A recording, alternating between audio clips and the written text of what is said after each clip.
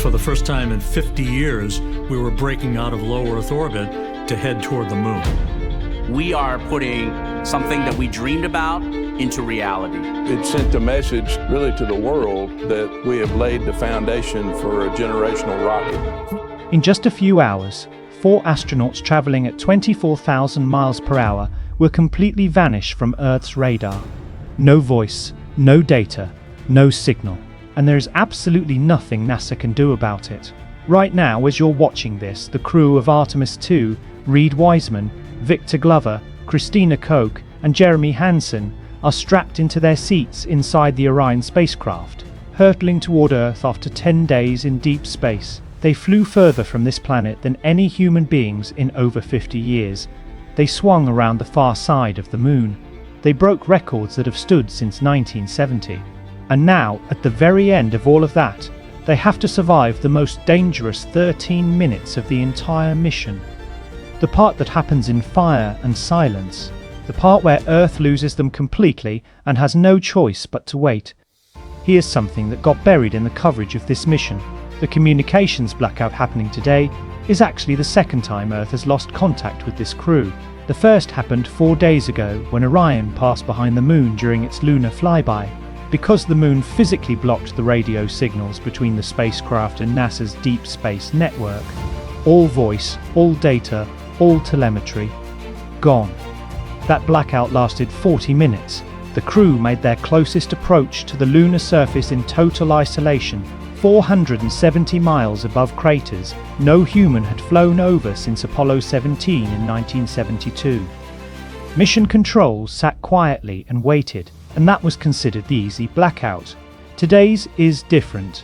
Today's blackout isn't caused by an object getting in the way of a radio signal. Today it's caused by physics turning the spacecraft itself into a fireball, as Orion plunges back into Earth's atmosphere at over 24,000 miles per hour.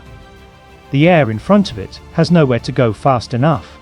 It compresses violently, generating temperatures up to 5,000 degrees Fahrenheit, more than twice as hot as lava from a volcano. That superheated gas becomes plasma, and plasma absorbs radio waves. The spacecraft doesn't disappear behind something, it disappears inside something it created. There is no relay satellite, there is no workaround.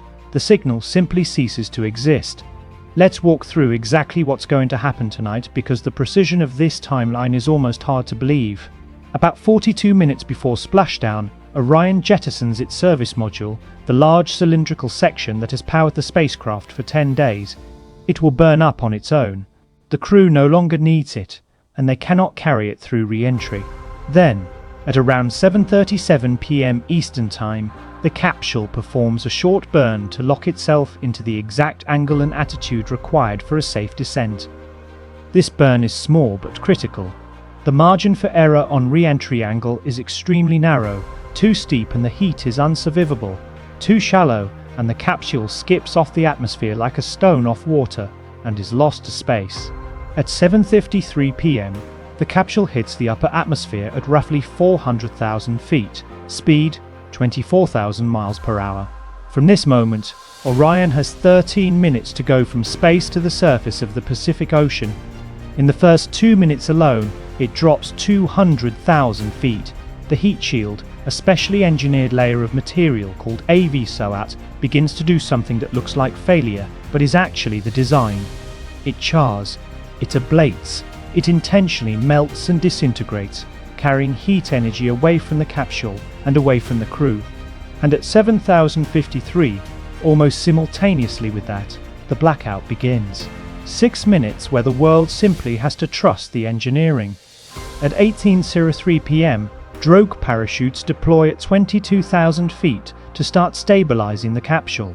1 minute later, the 3 main parachutes unfurl at 6,000 feet, slowing Orion from thousands of miles per hour to just 20 miles per hour. And at 8:77 p.m, splashdown, off the coast of San Diego. 10 days and 695,000 miles over. This is the part that doesn't make the official NASA graphics. 4 human beings inside a capsule roughly the size of a large SUV, wearing bright orange pressure suits, strapped into reclined couches as their bodies absorb up to 3.9 times the force of gravity. They cannot stand, they cannot walk around. The windows outside are glowing. Astronaut Butch Wilmore, who has been through re-entry from space 3 separate times, described what it's like to know the blackout is coming. He said you just press through your normal processes, you monitor the systems. There's not a lot you can do. That sentence, "there's not a lot you can do," says everything about what re-entry actually feels like from the inside. The training is not about controlling the moment. It's about staying calm inside a moment you cannot control. During those 6 minutes of blackout, the crew cannot call mission control. They cannot receive instructions, updates, or reassurance. They are operating entirely on what they have memorized, what the spacecraft's onboard computers are doing autonomously, and each other. NASA designed the Orion spacecraft to handle exactly this, to complete essential flight steps without a real-time link to the ground. But the human part of that equation, 4 people sitting in fire and noise, and 3.9 G with no one to talk to, is something no simulation fully prepares you for. They trained for failures of every kind. They practiced drinking protein shakes and administering medication while wearing their suits in case they needed to stay suited up for extended periods. They prepared for every variable except the one that matters most tonight, whether the heat shield does exactly what it was built to do. During the lunar blackout 4 days ago, the crew was isolated but physically safe. Orion was travelling at a few thousand miles per hour in the vacuum of space, well understood trajectory, no external forces acting on the spacecraft in any dangerous way. The blackout lasted 40 minutes, but those were 40 quiet minutes. Mission Control knew the physics would bring them back around the far side of the moon eventually. The flight director at the time said it plainly, "Physics takes over, and physics will absolutely get us back." There was patience in that statement. There was confidence. Tonight, there is no such patience. Tonight, the blackout lasts 6 minutes, not 40, but those 6 minutes contain everything. Peak heating, maximum G-force, parachute deployment, the difference between a crew that survives and one that doesn't. The moon blackout was a wait. This one is a verdict. What makes it even more consequential is what NASA cannot do if something goes wrong. During the lunar blackout, if Orion had encountered a problem on the far side of the moon, it would have emerged back into communication range, and engineers could have begun troubleshooting. During re-entry blackout, the timeline is so compressed that by the time any signal returns, the spacecraft has already either made it or it hasn't. The emphasis NASA places on the heat shield is not just about surviving the heat. It is about ensuring the vehicle stays on the correct path through re-entry so that recovery operations can even begin.